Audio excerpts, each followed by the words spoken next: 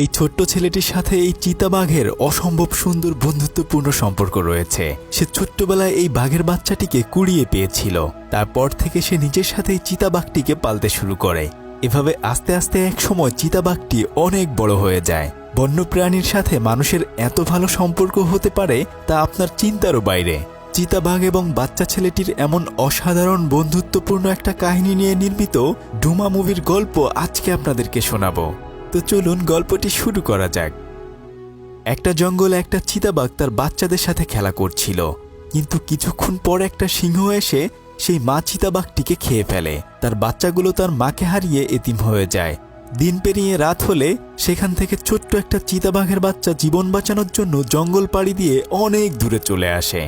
রাস্তার পাশে থাকা তারকাটা পাড়ি দিয়ে সে যখনই রাস্তা পার হতে যাবে, আর ঠিক তখনই আচমকা একটা গাড়ি চলে আসে। তবে ভাগ্য ভালো ড্রাইভার অনেক জোরে ব্রেক করলে বাঘের বাচ্চাটি বেঁচে যায়। কিন্তু তখন গাড়ির ভেতর থেকে একটা ছেলে বলতে থাকে, বাবা তুমি প্রাণীটিকে মেরে ফেলেছ।